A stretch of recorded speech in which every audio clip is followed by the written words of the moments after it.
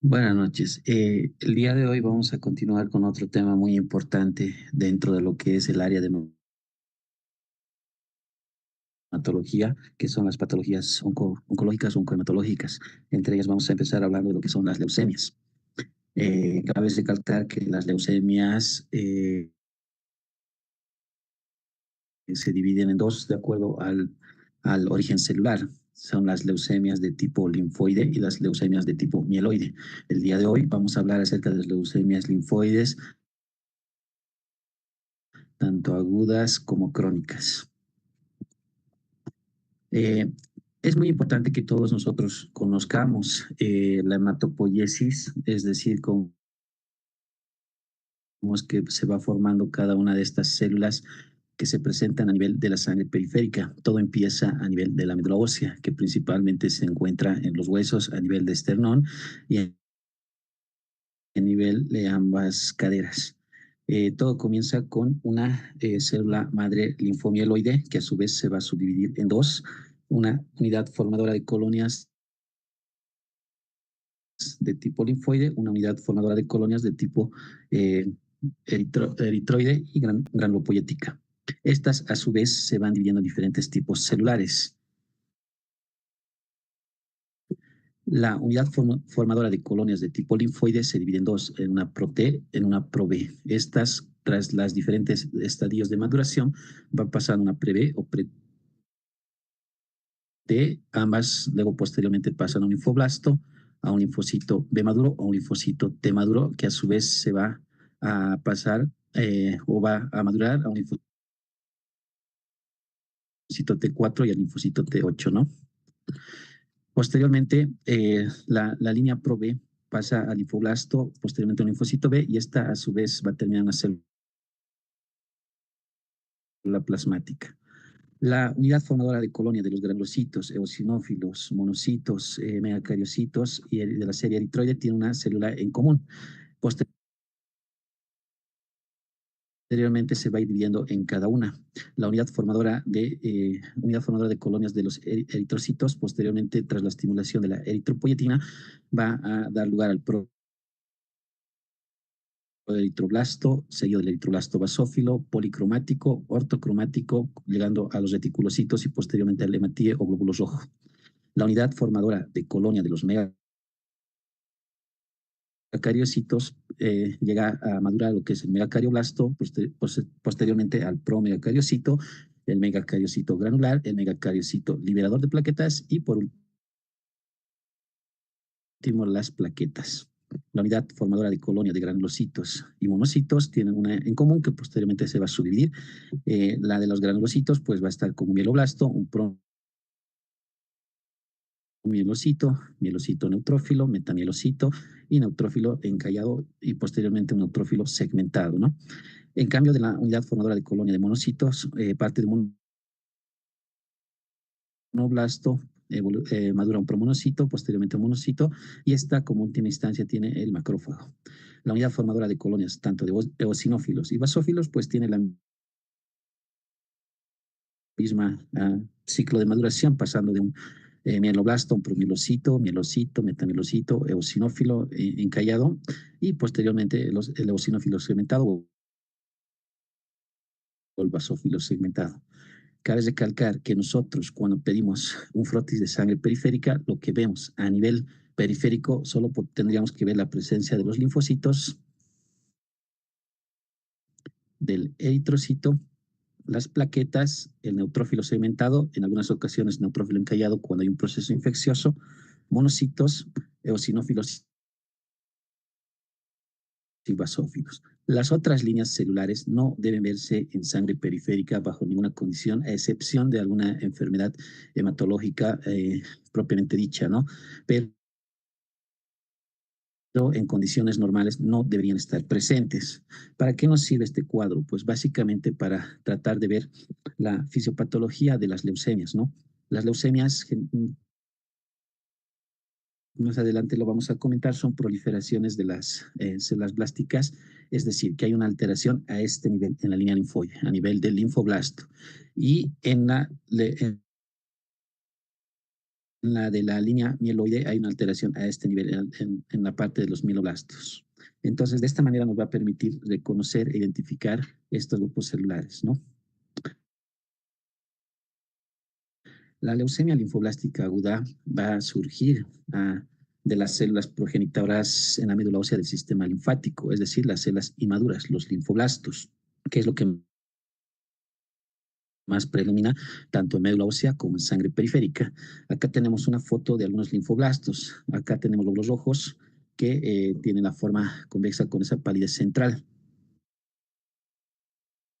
Los linfoblastos se caracterizan por ser células grandes con un núcleo que prácticamente ocupa toda la célula, no dejando nada para el citoplasma. Acá tal vez se ve un poco de citoplasma.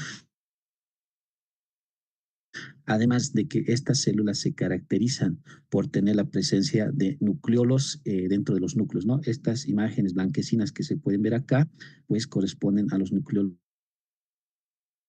que eso lo vemos nosotros en el microscopio. Es un trastorno heterogéneo que involucra muchas formas morfológicas, pero sobre todo inmunitarias. Morfológicas básicamente son tres, que la vamos a desglosar más adelante, e inmunitarias son varias que de igual manera las vamos a abarcar. Entonces, una leucemia linfoblástica aguda es la proliferación maligna de las células progenitoras de la estirpe linfoide. En médula ósea se va a caracterizar por la presencia, o en médula ósea se va a caracterizar por la presencia de anemia, leucopenia o granulocitopenia, trombocitopenia, y se va a manifestar con algunos signos y síntomas como fatiga, debilidad o de procesos infecciosos o de hemorragia, ¿no? La infiltración leucémica se caracteriza por la presencia de una masa tumoral generalmente a nivel de ganglios linfáticos y a nivel hepático y esplénico. Por eso es que estos pacientes a veces debutan con adenopatías y hepatoesplenomegalia. La meningosis leucémica es la infiltración pues, de estas células blásticas a nivel del sistema nervioso central. Dentro de lo que es la incidencia y la edad, esta neoplasia es más frecuente en niños, es decir, la leucemia linfoblástica aguda tiene una presentación bimodal. ¿Qué quiere decir? Se presenta en dos grupos etarios en la edad, durante la niñez y durante la edad adulta. El pico más frecuente en la niñez generalmente es entre los 3 a 4 años. La incidencia es entre 0.7 y 1.8 por cada 100.000 habitantes por año en los adultos. Se presenta más en adultos jóvenes de 1.5 entre los 15 a 24 años de edad, como podemos ver acá, y hasta 2.3 en las personas mayores de 65 años. En acá ya es el otro pico de presentación de las leucemias linfoblásticas agudas.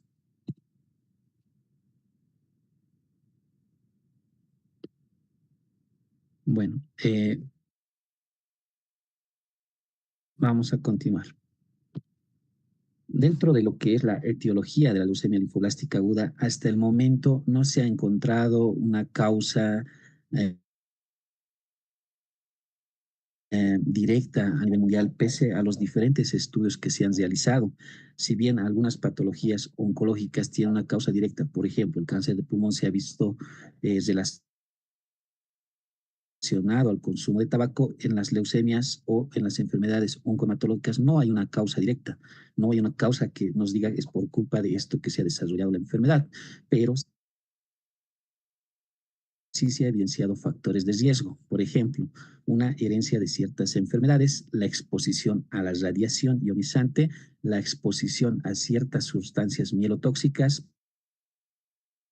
puede ser minerales, tintes de cabello o plaguicidas, y pacientes que previamente hayan recibido quimioterapia por algún otro tipo de cáncer llegan a desarrollar este tipo de leucemias.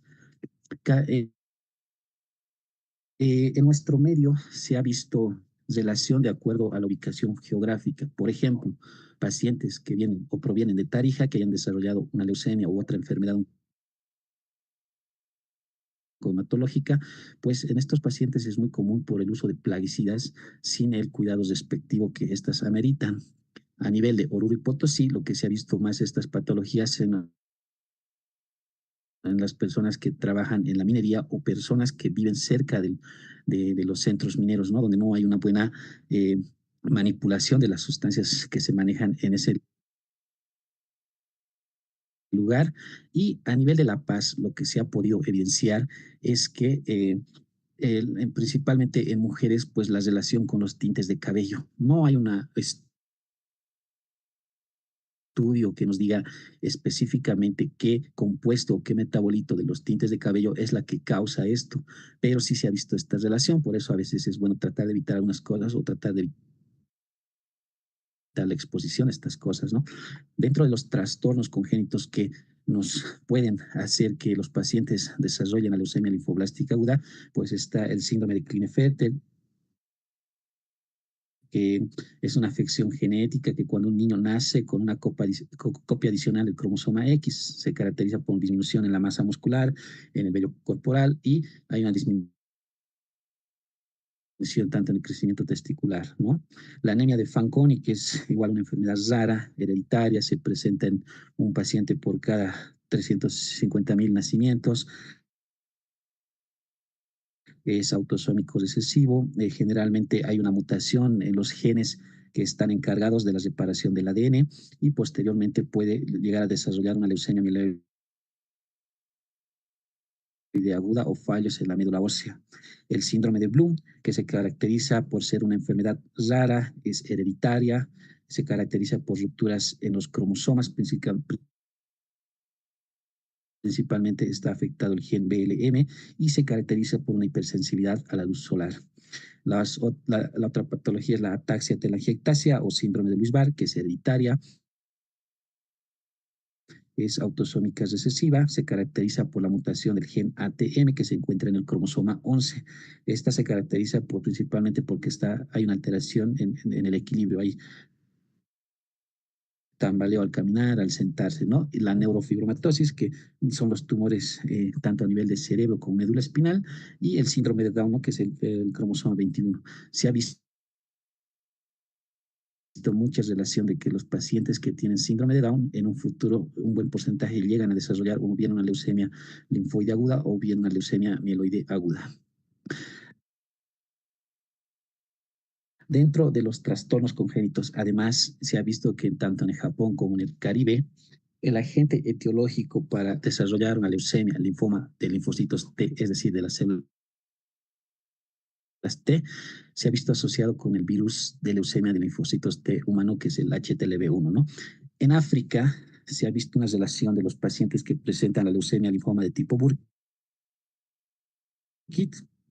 asociado a la presencia del virus del Epstein-Barr o alguna cepa del virus del DNA de la familia de los herpes. Por eso, nosotros cuando encontramos a este tipo de pacientes siempre pedimos un protocolo de serologías virales para descartar estos virus, ¿no? Y así también dar un tratamiento dirigido a estos virus. Dentro de lo que es el cuadro clínico, se va a caracterizar por síndromes. La leucemia linfoblástica aguda no tiene signos ni síntomas patognomónicos, a diferencia de otras patologías. En la leucemia linfoblástica aguda, si el paciente puede debutar directamente con una pancitopenia o asociada a una leucocitosis con visitopenia. Es decir, si hay una anemia severa, pues el paciente va a presentar síntomas de un síndrome anémico. Si hay una trombocitopenia, pues el paciente presentará un síndrome hemorrágico que se va a caracterizar con la presencia al examen físico de petequias o equimosis. Acá podemos ver algunas petequias a nivel de cavidad bucal.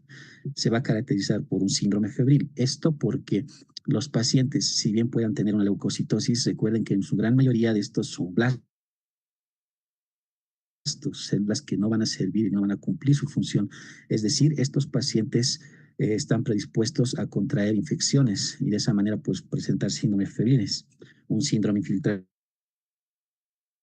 lo que habíamos mencionado, hay una infiltración tanto a nivel del hígado, a nivel del vaso o a nivel del sistema nervioso central y alteraciones metabólicas. En las alteraciones metabólicas lo que más llama la atención es el síndrome de lisis tumoral. Cuando hay pacientes que debutan a veces con una leucocitosis, 30.000, 40.000 glóbulos blancos, de los cuales un 70, 80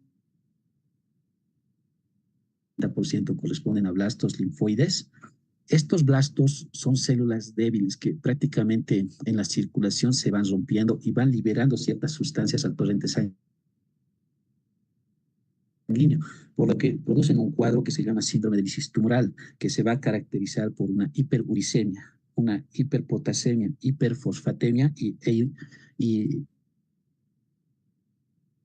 hipocalcemia. Entonces, son estudios que nosotros debemos pedir pues, para ver que este tipo de pacientes no esté cursando con un síndrome de lisis tumoral, ¿no? Además, se va a caracterizar por presentar dolores óseos, artralgias, hepatoesplenomegalia y adenomegalias, ¿no? Para el diagnóstico es muy importante que nosotros pidamos varios estudios. A nivel, podríamos pedir fuera del hemograma, pues un frotis de sangre periférica, en donde se va a evidenciar la presencia de leucocitosis y especialmente la visualización de los blastos. Se va a también se puede evidenciar una pancitopenia, que también lo vamos a corroborar en el frotis, pero incluso los blastos ya están presentes ahí. Nosotros cuando nos encontramos, ya sea en emergencias o quizás en la consulta externa, con un paciente que viene con un hemograma y se evidencia pancitopenia, es muy importante que nosotros descartemos las causas de pancitopenia. Una de las causas son las infecciones virales, puede ser por VIH, hepatitis B, C u otros virus, puede ser de causa inmunológica como las enfermedades autoinmunes, una lesa activa, una artritis activa, como ya lo habíamos hablado el día de ayer, una deficiencia tanto de vitamina B12 y ácido fólico, la anemia megaloblástica. Entonces es muy importante que nosotros descartemos estas otras entidades para tratar de abordar si es una leucemia o no. Pero siempre una pancitopenia, pues debemos actuar como si fuera una leucemia y hacer todas las medidas posibles para llegar al diagnóstico correcto. Aquellos pacientes que debutan con una leucocitosis es muy importante descartar todas las infecciones porque a veces en un cuadro infeccioso los glóbulos blancos llegan a 20.000 o 30.000. Eso se conoce como una reacción leucemoide, pero para decir reacción leucemoide, fuera de evidenciar un foco infeccioso, es necesario de igual manera un frotis de sangre periférico para poder evidenciar los neutrófilos que estén aumentados y la presencia de callados principalmente. Además que en los neutrófilos pues se evidencia estos puntitos que se ven aquí más oscuros, las granulaciones tóxicas. Por eso es muy importante pedir el frotis que nos va a ayudar en la disquisición clínica, ¿no? Obviamente pedir la química sanguínea para evidenciar cómo están los valores del ácido úrico, del potasio, del fósforo y del calcio, ¿no? Para ver si no está cursando con síndrome de lisis tumoral. Es muy importante sí o sí hacer el diagnóstico de un aspirado de médula ósea y en ocasiones se pide pues una biopsia de médula ósea, pero eso generalmente lo dejamos al último y solo lo dejamos en situaciones especiales. Por ejemplo, hay algunas leucemias en donde nosotros intentamos hacer la punción medular y lamentablemente no obtenemos muestra. Esto debido a que a nivel de médula ósea haya una gran proliferación de las células plásticas que impiden que se pueda hacer la punción y la aspiración, ¿no?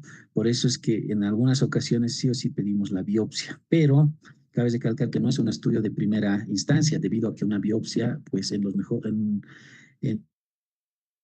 en el mejor de los casos, pues te van a reportar en 5 días y 5 días es muy vital para un paciente con leucemia, ¿no? Para el diagnóstico, cuando hablamos del diagnóstico a nivel de médula ósea, aquí podemos ver diferentes imágenes, pues vemos que tiene que haber más del 20% de linfoblastos. Menos del 20 tendríamos que sospechar en otras entidades, pero más del 20 ya hacemos el diagnóstico de leucemia. Acá podemos ver un solo grupo celular que está proliferando en todo el campo, ¿no? Acá igual, de una vista más alejada, pues se ve un solo grupo celular en toda la médula. Ahí es donde ya sospechamos, ¿no? Es muy importante que nosotros complementemos el estudio de la médula ósea con un estudio que se llama inmunofenotipo, que se los realiza mediante citometría de flujo. Básicamente es una imagen que nos reporta así, en donde nos van a dar o van a hacer tinciones con diferentes marcadores y de esta manera podríamos identificar ya el subtipo de la leucemia. Si bien nosotros hacemos un medulograma, lo que vamos a dar es el nombre de la enfermedad, pero ya con el inmunofenotipo, pues prácticamente ya damos el nombre y apellido de la enfermedad. Y esto obviamente nos va a servir para definir el riesgo y posteriormente el tratamiento con el que vamos a empezar con este paciente, ¿no? Es muy importante hacer estudios tanto de cariotipo como de biología molecular para poder encontrar las diferentes alteraciones genéticas que se pueden encontrar en esta patología. Pero lamentablemente en nuestro medio esto es casi imposible. ¿Por qué? Son muy pocos los lugares que hacen este tipo de estudios y a la vez son muy caros. Y la mayoría de los pacientes, pues directamente no los hace porque son caros y escapa de la economía de cada paciente, ¿no? Por eso a veces no solo nos quedamos con el mismo fenotipo y bueno, en base a eso ya iniciamos un tratamiento y en base a eso ya vamos a ir viendo cómo responde el paciente. Entonces, en resumen, cuando nosotros tenemos una célula madre hematopoyética, cuando hay una alteración en diferentes genes, por ejemplo, el PAC5, el ETB6 o el TP53, pues se inicia una translocación a nivel de los progenitores linfoides y lo que causa son mutaciones secundarias. Por ejemplo, el RAS con el P13K, en donde va a haber alteraciones en las señales de transcripción y posteriormente va a ir formando los blastos o los linfoblastos. Este otro cuadro pues más asemeja a lo que es el cuadro en base al tratamiento. Cuando tenemos los linfoblastos o ya está el diagnóstico de la leucemia linfoide aguda, pues cuando ya se evidencia una remisión a la terapia de inducción, pues se ve que se ha descartado las diferentes mutaciones de estos genes y básicamente podríamos decir que el paciente pues no tiene evidencia de la enfermedad, pero hay otras situaciones en donde no se logra la remisión, pues la leucemia sigue. Es muy importante que nosotros veamos en la sangre periférica principalmente la morfología de los glóbulos blancos y esto se logra gracias a ciertas tinciones. La que más se utiliza es la tinción de Wright-Giemsa, que es esencial para poder hacer una coloración adecuada de los diferentes grupos celulares y poder identificarlas de manera correcta a la observación en el microscopio. Las células blásticas, esas son las causantes principales de que podamos encontrar en sangre periférica una leucocitosis bien importante, casi un tercio de los pacientes desarrollan pues entre 10.000 a 50.000 glóbulos blancos al momento del diagnóstico y además de que en sangre periférica pues podemos evidenciar una anemia generalmente entre 7 y 8, una trombocitopenia y una neutropenia, ¿no? Se ha realizado un estudio en donde se ha tratado de identificar qué porcentajes, cómo debutan en el hemograma al momento del diagnóstico, en donde se ha visto que un recuento inicial de leucocitos generalmente se presenta menos de 10.000 glóbulos blancos, un 41%, seguido de entre 10 a 50.000 glóbulos blancos, un 31%. Cabe recalcar que puede haber incluso leucemias con un hemograma normal. Puede ser una leucemia en una etapa inicial o con una discreta anemia o con una discreta trombocitopenia. Lo que es muy importante que nosotros analicemos en el hemograma, pues es el recuento diferencial que nos ofrece tanto de los segmentados, los linfocitos, monocitos, eosinófilos y basófilos, ¿no? Por regla,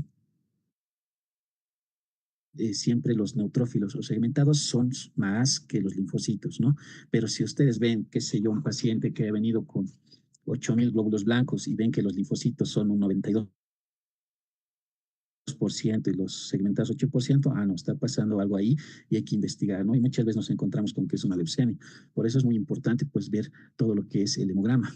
En cuanto a las plaquetas, pues se ha visto que en un mayor porcentaje hay trombocitopenia, los encontramos a los pacientes entre 41.000 y 100.000 plaquetas en un 29%, seguido de pacientes que tienen más de 100.000 plaquetas, ¿no? La hemoglobina en un mayor porcentaje siempre está mayor a 9, 10, dependiendo del tiempo de evolución de la anemia, de la leucemia, seguida de entre una hemoglobina entre 7 y 9, ¿no? De un 33%. En cuanto a las células plásticas leucémicas, generalmente en cuanto al porcentaje, pues mayor a 90% en el recuento diferencial, en un 71% generalmente encontramos en el hemograma. Acá tenemos un par de fotos en donde se ve estas células blásticas, células linfoides.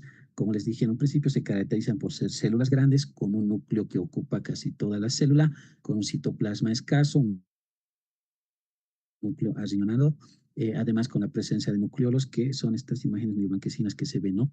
De igual manera, acá vemos otro tipo de blastos que también son linfoides, pero este tiene presencia de vacuolas y esas generalmente corresponden a las de tipo L3, que más adelante también lo comentaremos. A nivel de médula ósea, pues es muy importante para nosotros que después de haber tomado estas muestras, pues se envíe al monofenotipo para poder decirnos qué tipo de leucemia es, qué tipo de línea celular está afectada. En la médula ósea, pues encontramos incluso a veces más del 90% totalmente eh, sustituida la médula de estas células blásticas y no dejando espacio para las células normales. Esto es lo que vemos en un medulograma y esto es lo que vemos en una biopsia, que a veces se logra hacer, pero como les digo, el tiempo de la biopsia no nos favorece y una leucemia no nos da tiempo. Entonces, cuando nosotros vemos una médula, una punción de médula ósea, siempre es hipercelular, como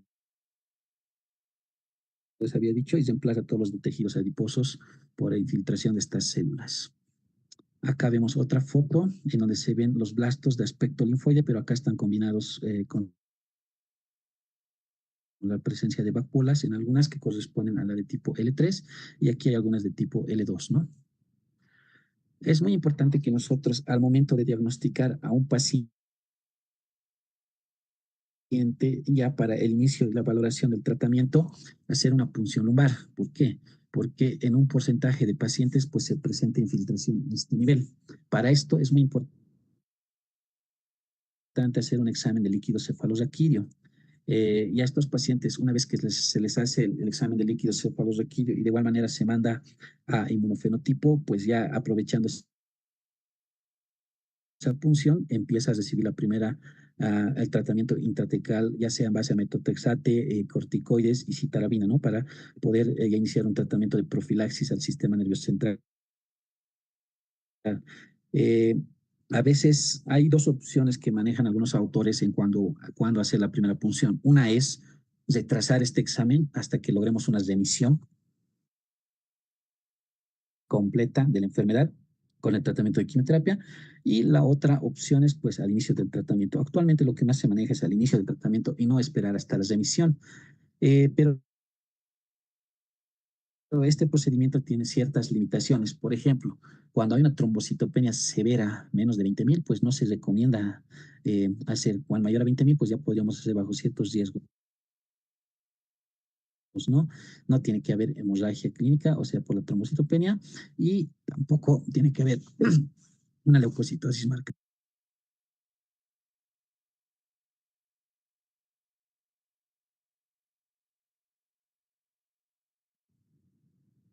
Tampoco tiene que haber una leucocitosis marcada para poder realizar este procedimiento. Ahora, dentro de lo que son los subtipos en cuanto a la morfología de la leucemia linfoblástica aguda, pues se toma la clasificación FAB, la clasificación franco-americana británica, en donde a la leucemia linfoide aguda la clasifica en tres, L1, L2 y L3. La L1, pues llamada como leucemia linfoblástica típica, la L2 la típica y la L3 que es la más agresiva, que es la que es similar al linfoma de tipo Burkitt, que es un linfoma muy agresivo y con una mortalidad muy alta. En esta leucemia, pues se evidencia la presencia de estos blastos que lo diferencia de los otros dos son la presencia de los vacuolas en citoplasma. La L2 se caracteriza porque son células grandes a comparación de los eritrocitos y el resto de las células, y la L1 se caracteriza por ser células pequeñas, prácticamente es del tamaño de los eritrocitos. La LLA3 o la de tipo Burkitt, pues tiene una relevancia clínica por el tema de la alta mortalidad que tiene, se presenta hasta en un 5% de los adultos y es significativa siempre de una leucemia linfoblástica aguda B madura, ¿no? Que también es llamada leucemia tipo Burkitt. Dentro de lo que son los subtipos inmunitarios, estos se obtienen principalmente con la realización del inmunofenotipo mediante citometría de flujo. En el inmunofenotipo, lo que se va a hacer es aplicar diferentes anticuerpos a las muestras de la médula ósea, donde se van a ir pintando prácticamente, y estas nos van a ir dando mediante la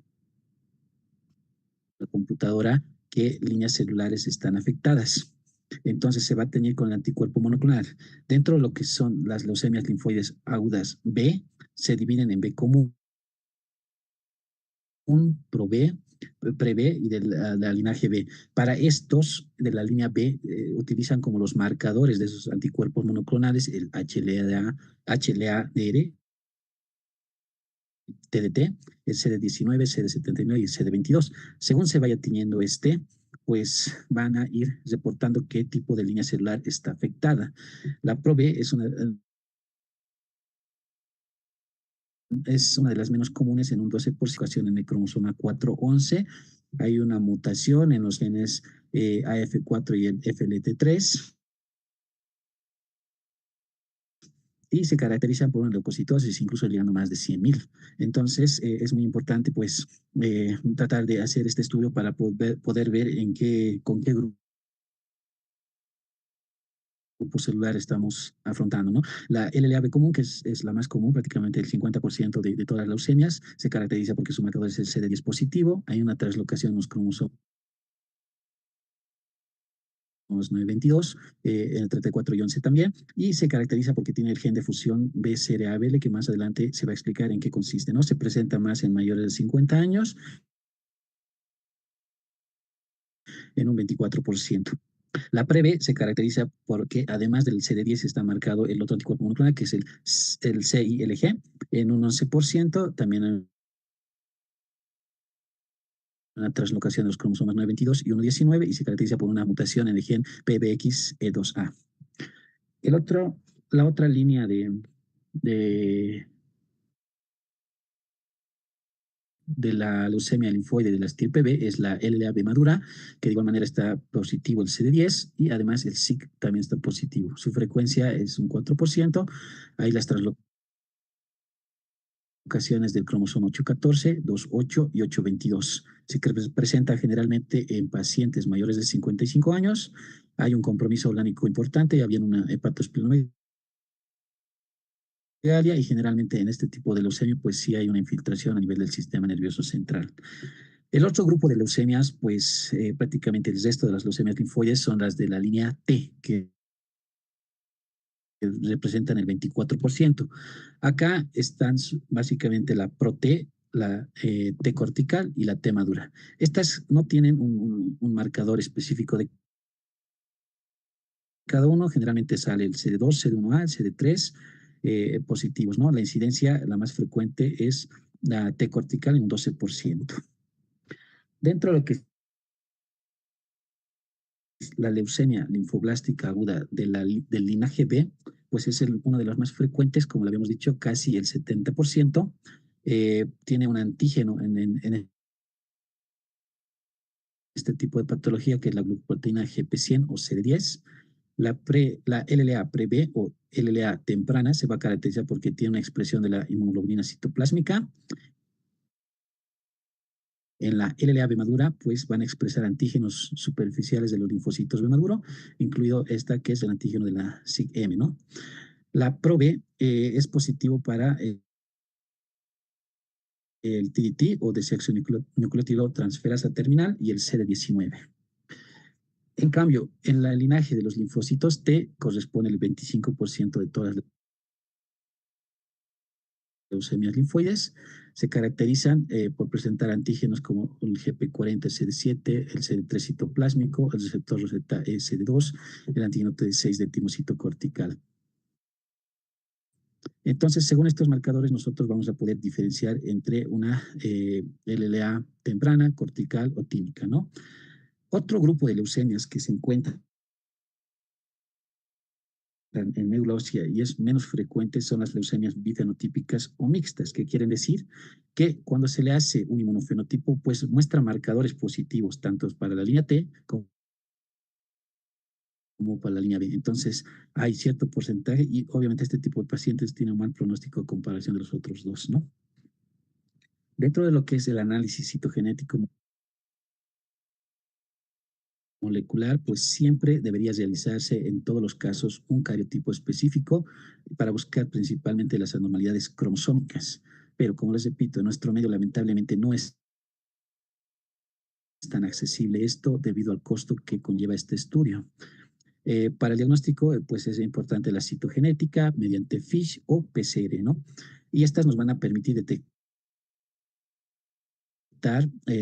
en las leucemias linfoides agudas la presencia del cromosoma Filadelfia positivo o el cromosoma o la translocación cromosómica 922, que es la fusión del gen BCR-ABL. El cromosoma Filadelfia o la fusión del BCR-ABL es una fusión que se encuentra en el cromosoma 9 y en el cromosoma 22. La porción ABL del cromosoma 9 y la porción BCR del cromosoma 22 llegan a fusionarse formando esta fusión BCR-ABL o cromosoma Filadelfia. ¿Por qué la importancia? Porque esta fusión pues es un marcador de mal pronóstico en este tipo de leucemias, por un lado, y por otro lado, cuando nosotros encontramos la presencia de este gen de fusión, pues se puede ayudar al tratamiento, o sea, fuera de los quimioterápicos podemos usar inhibidores de la tirosina quinasa, como el imatinib, por ejemplo, además de todo el tratamiento quimioterápico por la presencia de este gen. Ya cuando nosotros hemos iniciado un tratamiento a nuestros pacientes con la quimioterapia, cuando evaluamos las respuesta al finalizar un ciclo mediante la punción de la médula ósea, en donde nosotros tenemos que ver el porcentaje de los blastos. Hablamos de una remisión completa cuando el porcentaje es menos del 5% de blastos a nivel morfológico, pero además tomamos una muestra para enviar de igual manera mediante citometría de flujo eh, eh, para buscar la enfermedad mínima residual, en donde va a detectar la máquina pues las células leucémicas. Básicamente va a buscar en 1 millón de células para ver si aún hay la presencia de estos blastos, ¿no? Esto tiene un rango de valor que es entre 0.1 y 0.001, ¿no? Cuando un marcador te dice 0.001, pues podríamos hablar de una enfermedad mínima residual no detectada. Cuando nosotros contamos con el reporte ya de la enfermedad mínima residual, ya pues tenemos que hablar sobre la respuesta al tratamiento. Manejamos términos, por ejemplo, la remisión completa hematológica, eso es cuando se evidencia menos de 5% de blastos en médula ósea. Remisión molecular completa significa que el paciente no tiene una enfermedad mínima residual, es decir, es no detectable. Hablamos de una falla molecular con MRD, con enfermedad mínima residual positiva, cuando, pese a que el paciente esté en una remisión hematológica completa, es decir, que solo se ve menos del 5% de blastos, a nivel de la enfermedad mínima residual, pues es positiva, presenta mayor al 0.01%. Hablamos de una recaída molecular con enfermedad mínima residual positiva, cuando el paciente, pese a que ya haya tenido una remisión completa y se haya constatado con el inmunofenotipo, posterior a esta presenta nuevamente la positividad de este laboratorio, además de que ya se encuentran los blastos en médula ósea, ¿no? Y hablamos de una recaída hematológica cuando en médula ósea evidenciamos más del 5% de blastos. Ojo que esta valoración solo debe realizarse cuando los pacientes hayan ingresado a una remisión morfológica completa, ¿no? Porque ¿de qué sirve ver en un microscopio, qué sé yo, 10% de blastos y mandar a enfermedad mínima residual? Obviamente la enfermedad mínima residual va a decir positivo. Entonces solo debemos mandar cuando evidenciamos que esté menos del 5%. Entonces, se ha hablado que la enfermedad mínima residual pues, es muy importante para darnos un pronóstico en cuanto a la supervivencia tras el tratamiento. Por eso es que es muy importante alcanzar esta respuesta completa molecular y esto generalmente con los actuales esquemas de tratamiento puede llegar a un 54 y 74%. Los pacientes que tengan una falla molecular, es decir, una enfermedad mínima residual detectable, pues ya se procede a un tratamiento específicamente dirigido y estos pacientes ya tienen que ser candidatos al trasplante de células madres hematopoyéticas de tipo halogénico. Entonces, los factores pronósticos que nos van a ayudar, pues siempre van a incluir la edad, la cifra de los leucocitos, los inmunofenotipos específicos y las alteraciones citogenéticas. Dentro de los grupos de riesgo, pues puede haber pacientes con riesgo estándar y pacientes con alto riesgo. Dentro de lo que son los pacientes de riesgo estándar y riesgo alto, pues tomamos todas estas variables. Un paciente menos de 35 años, riesgo estándar; mayor a 35, riesgo alto. Los glóbulos blancos al inicio para una LLA-B común menor a 30.000 o para una LLA-T menos a 100.000. Pero si encontramos mayor a 30.000 para la LLA-B común y la LLA-T más mayor a 100, pues es un riesgo alto. Dentro de la genética, pues tiene que tener un cariotipo normal, o si la presencia de hipodiploidía en la translocación 1221 es un riesgo estándar. Pero si encontramos la translocación 922, que es el cromosoma Filadelfia o el gen de fusión BCR-ABL, pues ya pasa el paciente directamente al riesgo alto. La línea B es riesgo estándar y la línea T es un riesgo alto. Dentro de la morfología, la L1 y 2 son un riesgo estándar, la L3 pues es un riesgo alto. Cuando encontramos una respuesta a las 4 semanas, una remisión, pues pasa a ser un riesgo estándar, y cuando no hay remisión, pasa a ser un riesgo alto. Cuando no hay infiltración a nivel del sistema nervioso central, pues es un riesgo habitual estándar, pero cuando la infiltración está presente, pues es un riesgo alto. Entonces, mucho se ha debatido sobre la enfermedad mínima residual para ver si nos puede ayudar a decir si los pacientes ya pueden corresponder a un riesgo habitual o riesgo estándar. Los diferentes estudios que se han realizado sí sugieren que pacientes que están definidos como riesgo estándar y tienen alta probabilidad de alcanzar una revisión molecular se van a mantener como pacientes con riesgo estándar. Es decir, si alcanzan la enfermedad mínima residual no detectable o negativa, pues estos pacientes se mantienen dentro del riesgo estándar. Pero si los pacientes, pese al tratamiento, si salen positivos para la enfermedad mínima residual, se van a definir como pacientes de alto riesgo. Se dice actualmente que estos pacientes que ya tienen positivo la enfermedad mínima residual, pues ya son directamente candidatos para el trasplante de células madre en la primera remisión completa. Algunos autores o algunos protocolos sugieren que una vez terminado todo el protocolo, es decir, la fase de inducción, la fase de mantenimiento y la fase de consolidación, pues recién deberían optar por el trasplante. Pero estos pacientes que ya tienen enfermedad mínima residual positivo, pues ya son candidatos para recibir a la primera remisión completa, ¿no? Lamentablemente en nuestro medio, pues el tema del trasplante de células madre hematopoyéticas aún no está andando sobre ruedas, aún no se está haciendo con seguridad. Hay centros que están intentando hacer en Cochabamba y otros acá, pero todavía nos falta mucho. Si bien se ha intentado por un tipo de trasplante, actualmente no ofrece todos los tipos de trasplante, ¿no? Y aún estamos en esa carrera por tratar de igualar al resto de los países a nivel de Sudamérica. Cuando nosotros evaluamos el tratamiento en el paciente, pues es necesario tener un objetivo claro. Y el objetivo del tratamiento de la inducción siempre va a ser que entremos a una remisión completa, tanto hematológica como molecular. Generalmente esto valoramos, varía mucho de acuerdo al protocolo, pero se lo hace por lo general entre las semanas 6 a 16 posterior al inicio de la quimioterapia. Este resultado del tratamiento varía mucho dependiendo siempre de la edad del paciente y el protocolo que se puede escoger al momento del inicio del tratamiento. Actualmente, lo que sugieren las guías internacionales es una quimioterapia combinada, nunca sola con un quimioterápico. Se han desarrollado varios regímenes de inducción múltiple. Estos han sido basados en protocolos pediátricos. Más adelante les muestro un cuadro comparativo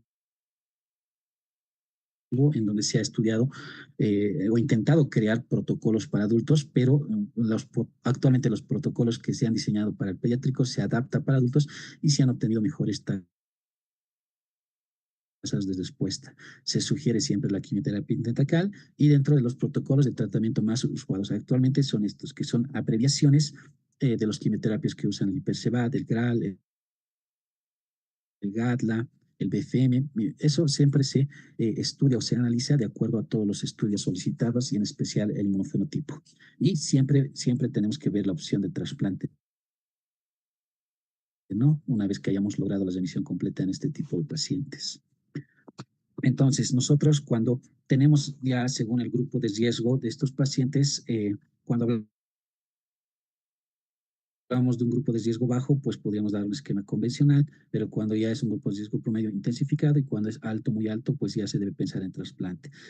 Y cuando ya tenemos el BCR-ABL, pues usar los inhibidores de la tirosina quinasa, ¿no? Acá hay un ejemplo de un protocolo de tratamiento en donde tiene sus diferentes fases, ¿no? Tiene una fase de inducción, consolidación, intensificación y mantenimiento. Y como se dan cuenta acá, la base de todo siempre son los corticoides. Por eso es muy importante que nosotros, cuando evaluemos a un paciente, ya sea por una pancitopenia, no dar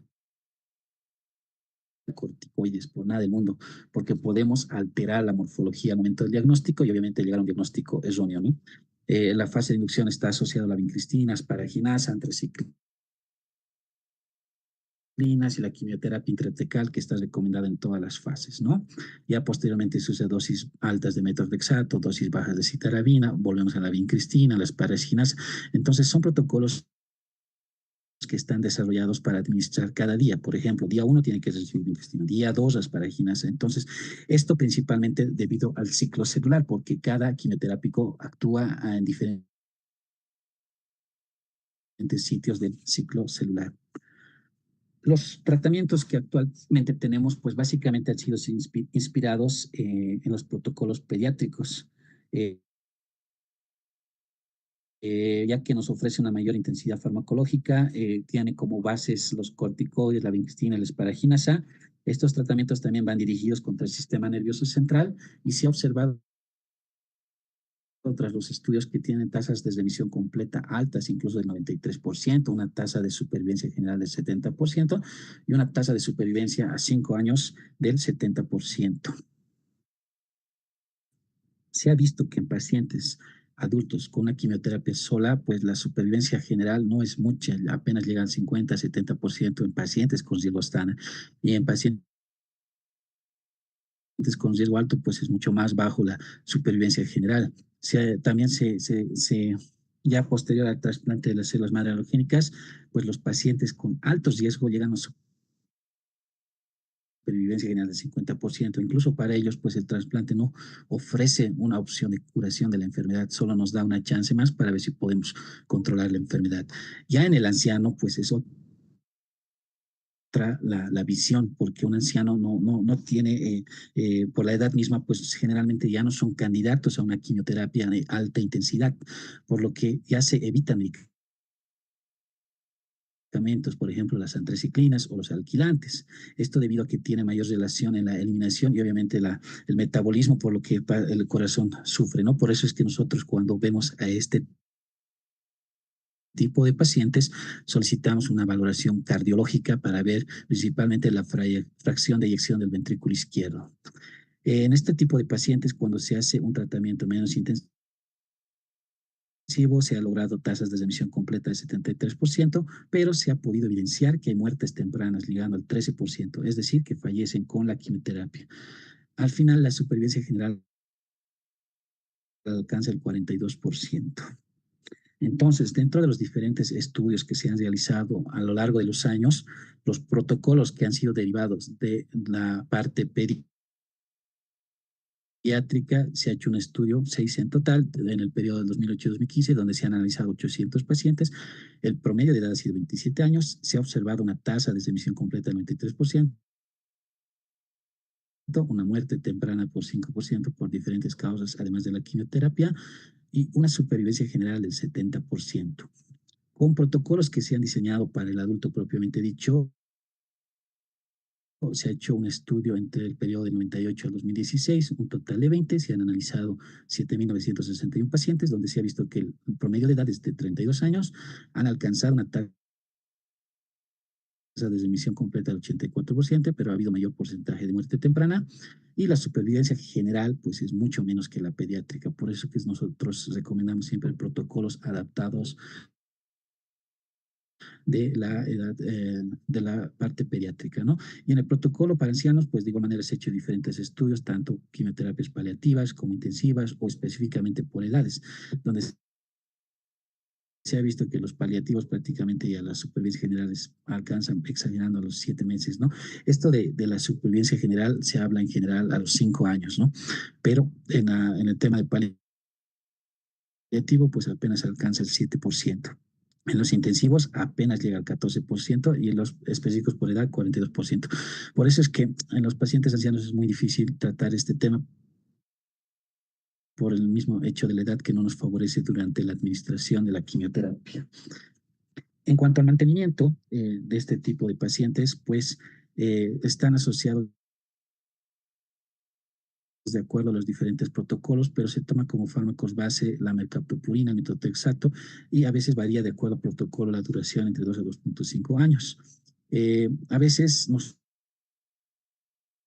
de acuerdo al tipo inmunitario que tiene la leucemia linfoblástica aguda, pues tenemos que adaptar el tratamiento. Por ejemplo, en una LLA madura, muchas veces no es necesario hacer un tratamiento de mantenimiento.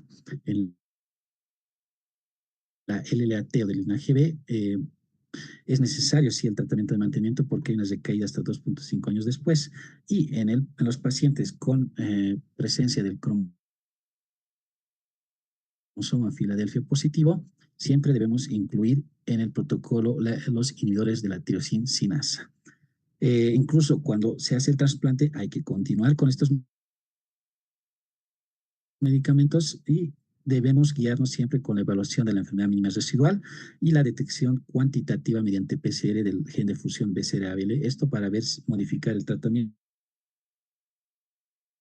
o el ajuste de dosis. En cuanto a la profilaxis del sistema nervioso central, pues siempre decimos que es mejor prevenir que lamentar, ¿no ve? Por eso es que es necesario que la punción del sistema nervioso central es necesario hacerla en cada quimioterapia de manera profilaxis, aunque no encontremos evidencia de infiltración a este nivel. ¿Por qué? Porque una caída a este nivel es prácticamente trágica, o prácticamente un mal pronóstico y una vez que se evidencia una recaída a nivel del sistema nervioso central, a nivel sistémico, tarde o temprano va a recaer.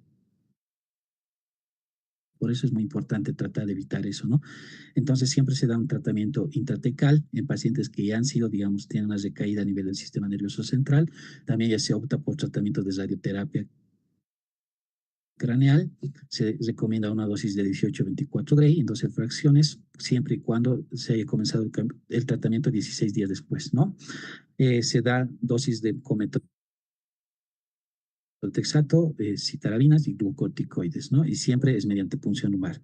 En los pacientes con LLA positivo, pues siempre tenemos que ver los inhibidores de la tirosina, los más representativos son imatinib, dasatinib y el ponatinib.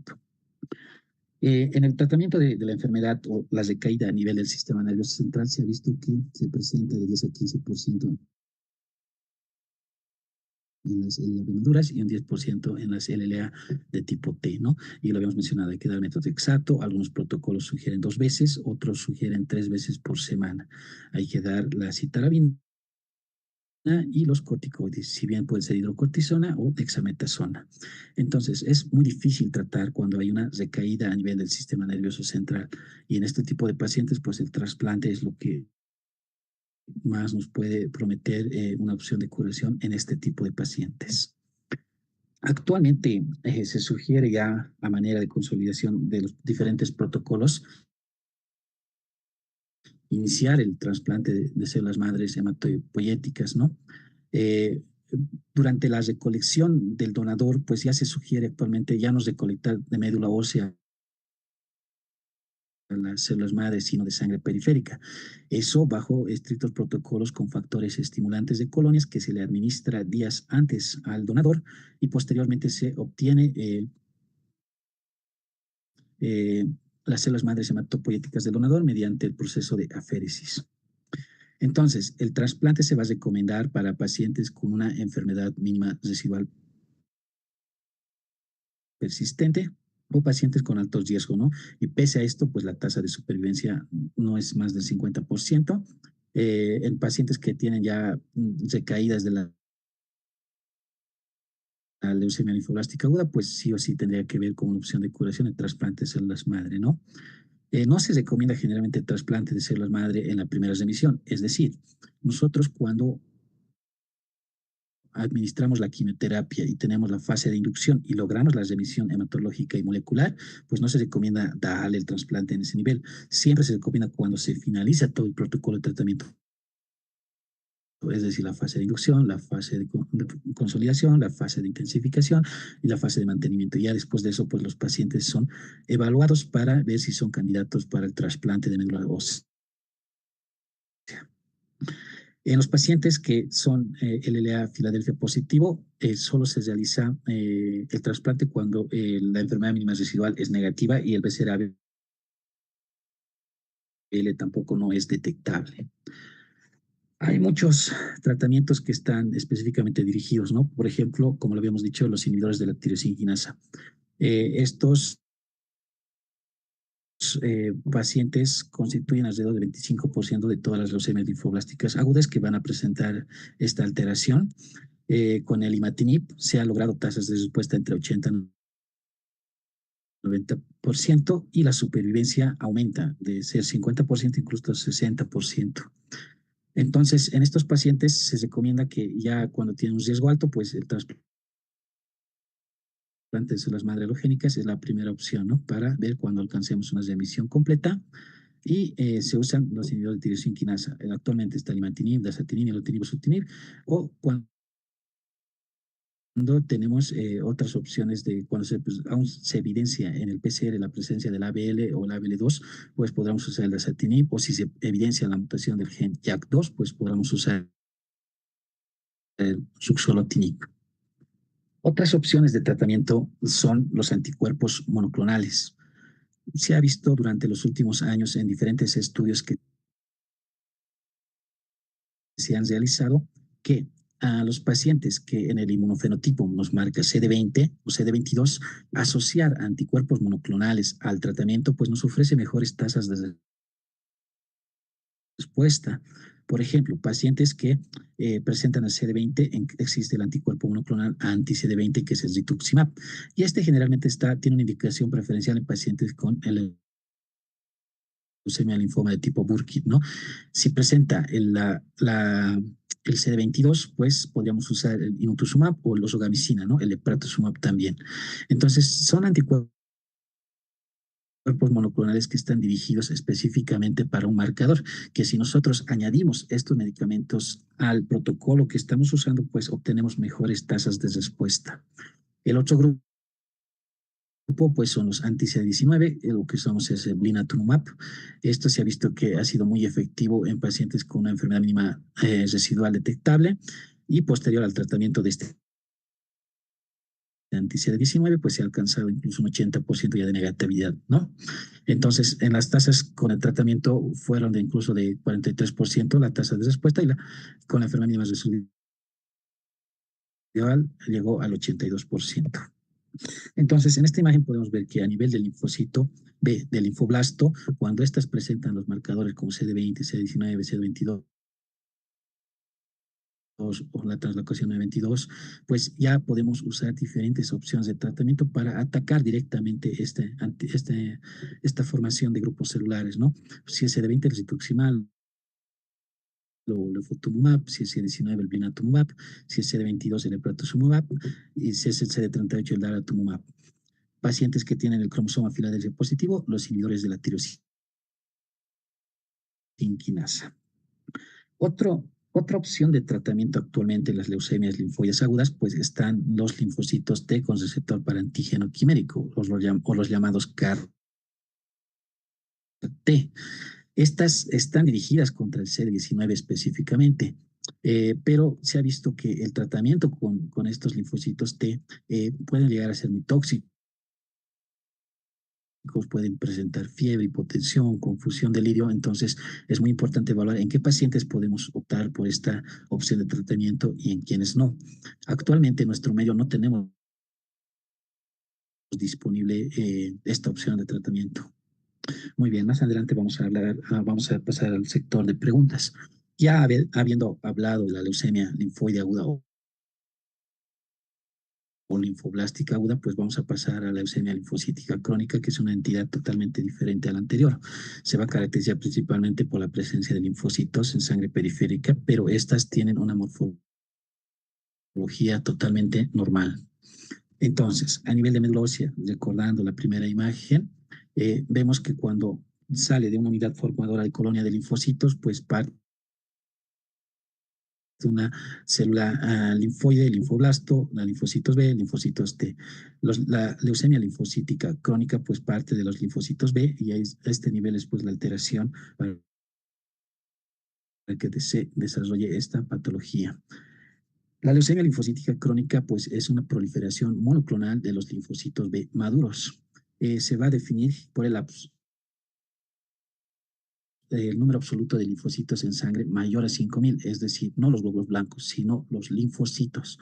Puede haber un paciente, qué sé yo, con 14.000 glóbulos blancos y podemos encontrar una linfocitosis de 7.000, los segmentados en 5.000. Entonces, estos son datos que nos van a orientar a que este paciente probablemente esté cursando con una leucemia linfocítica crónica. Cuando nosotros vemos al microscopio, es imposible ver cuál linfocito es normal y cuál es el alterado. ¿Por qué? Porque la morfología es prácticamente igual. Para esto se requieren otros estudios específicos para llegar al diagnóstico. Generalmente predomina en personas de la tercera edad, en ancianos con una edad de 71 años. La proporción es mayor en varones que mujeres, de 2 a 1. Se presenta después de los 80 años de vida y la incidencia más es entre estos dos géneros, ¿no? En Estados Unidos su incidencia es de 4.5 casos por cada 100.000 personas. Dentro de lo que es la epidemiología, pues la frecuencia de presentación siempre es mayor desde los 60 años ya hay un pico en donde se va presentando esta patología, más en varones que en mujeres. Dentro de la epidemiología, pues es más común en las personas caucásicas, es menos común en las personas que tienen ascendencia hispana o individuos de la raza negra. No se presenta generalmente en la población asiática. Generalmente esto no tiene vínculos directos con una exposición a la radiación. Son los cánceres con mayor vínculo familiar, eso debido a que tiene una predisposición genética muy importante. El familiar de primer grado siempre tiene un riesgo 8.5 veces mayor en comparación a otras personas. Es decir, si el papá ha tenido leucemia linfocítica crónica, pues el hijo también tiene un alto riesgo de contraer en algún momento de su vida, ¿no? Se ha visto que se han realizado estudios del genoma en su totalidad, donde se han identificado 30 polimorfismos de nucleótidos, ¿no? Y es donde se ha evidenciado pues, el desarrollo de esta enfermedad. No se ha logrado evidenciar un origen claro de esta enfermedad hasta el momento, porque la morfología, como les repito, es prácticamente normal cuando nosotros vemos. Cuando se le hace al inmunofenotipo, incluso nos da marcadores de un linfocito B maduro. Entonces, se ha visto que también puede haber probablemente un daño a nivel de la célula madre hematopoyética, lo que va a llevar posteriormente al origen de la leucemia linfocítica crónica, pero actualmente no es tan claro el origen de esta patología. La leucemia linfocítica crónica pues posee señales en los genes del BCR que se caracterizan por un bajo nivel de la expresión del IgM, puede haber una respuesta variable a la estimulación antigénica y siempre hay una activación de las vías señalizadoras anti-apoptóticas, ¿no? Se van a revelar un incremento en el número de genes de la vía del BCR en los ganglios linfáticos y en la médula ósea. Y uno de los factores pronósticos que encontramos en la leucemia linfocítica crónica, pues es el estado mutacional del IGHB, que es la región variable de la cadena pesada de la inmunoglobulina. Entonces, cuando nosotros tenemos la formación de los linfocitos B durante sus estadios de maduración a nivel de la médula ósea, partiendo ya en la maduración de esta en el ganglio linfático, pues puede haber algunos eventos oncogénicos que vayan alterando durante las etapas de maduración de la línea linfoide B, ¿no? Cuando tenemos una ProB, posteriormente una célula B nativa, cuando son expuestas a ciertos antígenos que las van a hacer que haya una mutación en su formación y posteriormente pues van a ir desarrollando lo que es ya los linfocítica crónica, ¿no? Dentro de lo que son las anomalías citogenéticas que tienen este tipo de pacientes, pues siempre nos van a dar un buen pronóstico o un mal pronóstico. Repito, lamentablemente en nuestro medio es difícil clasificar a nuestros pacientes mediante estas vías, ya que no se las realiza y los centros que las hacen, pues el costo es elevado. Tratamos de buscar siempre mediante FISH o mediante PCR o mediante cariotipo en la metafase. Generalmente tratamos de buscar mutaciones a nivel del cromosoma 13, la trisomía 12, a nivel del cromosoma 11 o a nivel del cromosoma 17. ¿Esto por qué? Porque nos va a dar pronóstico para ver en qué situación va a quedar nuestro paciente en el futuro, ¿no? Dentro de las anomalías citogenéticas, pues la trisomía 12 corresponde a un pronóstico intermedio. La de lesión del cromosoma 11 se va a acompañar clínicamente de una presencia de adenopatías generalmente voluminosas, es muy activa y se presenta incluso en pacientes jóvenes. La evolución es más rápida y es más sintomática, y cuando hay evidencia de esta alteración cromosómica, pues ya el paciente tiene una menor supervivencia. Pero si encontramos la de lesión del cromosoma 17, pues el pronóstico es mucho peor que la leucemia linfocítica crónica, tiene una evolución más rápida y tiene una poca respuesta a los tratamientos que se ofrecen, ¿no? Y la supervivencia es más corta. Entonces, es muy importante que nosotros, al menos de todo el panel citogenético, pues tratemos de buscar específicamente estas dos mutaciones, principalmente para evaluar el pronóstico de nuestro paciente cuando escojamos el tratamiento. El genoma que se ha podido identificar en la leucemia linfocítica crónica, pues generalmente porta unas 20 alteraciones, como unas 5 anormalidades estructurales, y los principales genes que están afectados son el SFR3B1, el NOTCH1, el MYT88, ¿no? Entonces son genes específicos que se alteran, que ya estos igual nos dan un buen pronóstico en los pacientes con LLC. Las mutaciones del NOTCH1 están presentes alrededor del 15%, se vinculan generalmente a la trisomía 12. Este tipo de pacientes tienen un mayor riesgo de transformación al linfoma difuso, son muy activos y pueden llegar a desarrollar o convertirse en un linfoma no Hodgkin difuso de células grandes B. A esto lo llamamos la transformación de Richter, ¿no? La mutación del SFR3B1 está presente en un 10 a 15%, se asocia con enfermedades de un riesgo intermedio, y es muy importante siempre ver la respuesta al daño del DNA que se hace mediante este gen, ¿no? Las mutaciones del TP53 están presentes en un 5%, están relacionados a un gen supresor, siempre conllevan un mal pronóstico, y hay mucha insensibilidad pues del tratamiento que van a llegar a dañar el DNA de estas células, ¿no? Las mutaciones del ATM se observan 10-15% y tienen alterada respuesta al daño del DNA, ¿no? Entonces, pacientes que presentan afectación del gen MYT88 y de la mutación de la región variable de la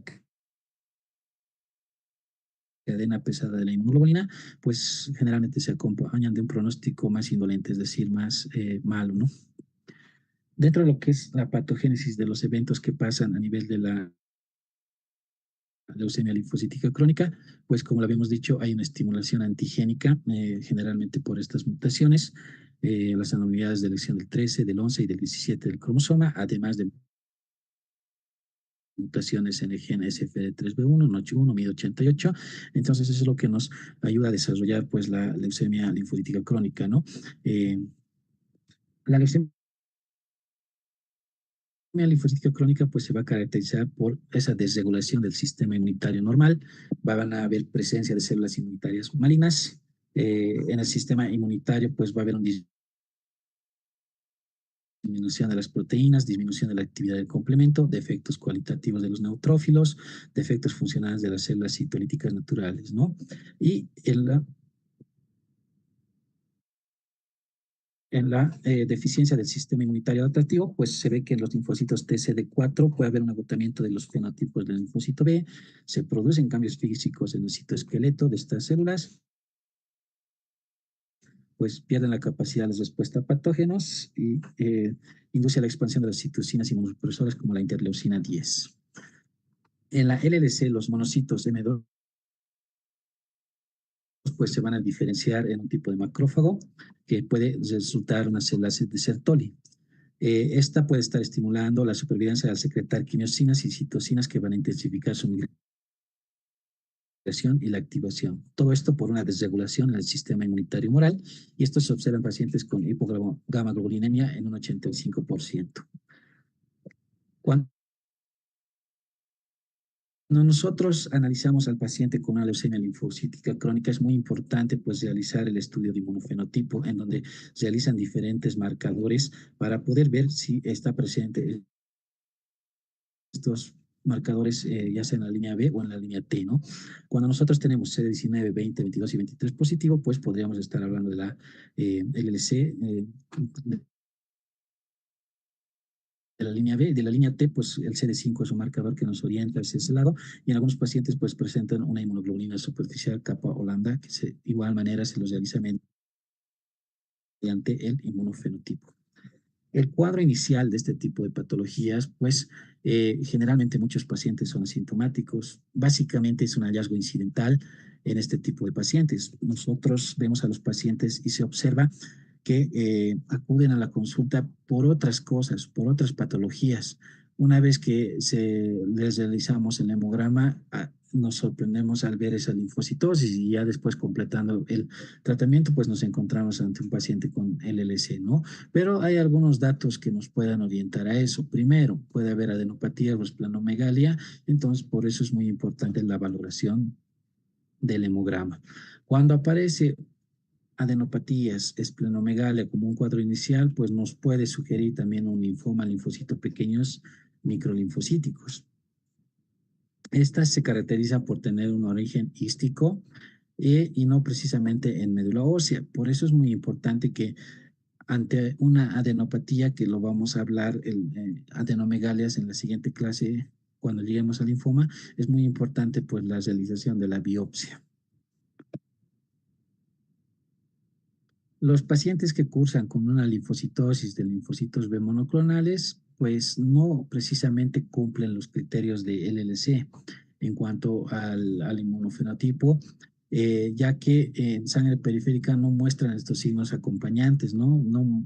A veces no hay adenopatías, no hay organomegalias, no hay citopenias, y solo está la linfocitosis.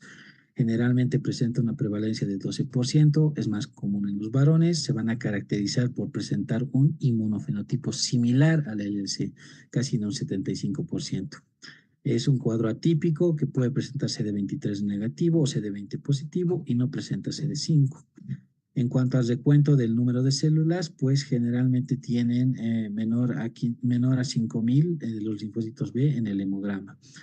Y esto puede aumentar en infecciones graves o en la frecuencia, o puede aumentar la frecuencia de algún tipo de cáncer secundario.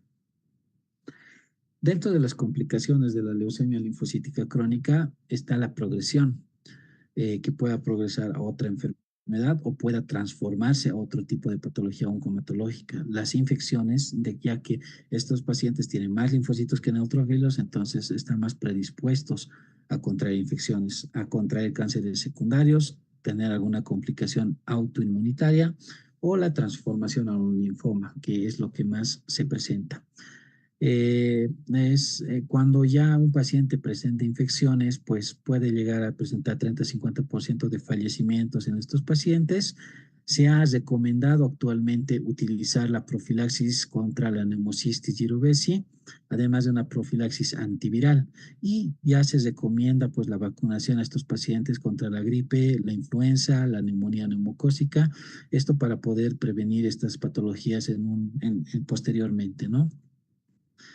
La administración del concentrado inmunoglobulínico intravenoso generalmente a veces nos ayuda a disminuir el número de infecciones bacterianas y moderadas, pero siempre y cuando evaluando previamente al paciente y de acuerdo a las características con las que se presenta en el hemograma en ese momento. Dentro de los cánceres secundarios que pueda presentar a raíz de la leucemia linfocítica crónica, pues están las cutáneas con una frecuencia de 8 a 15 veces mayor, cáncer de próstata y cáncer de mamas, ¿no?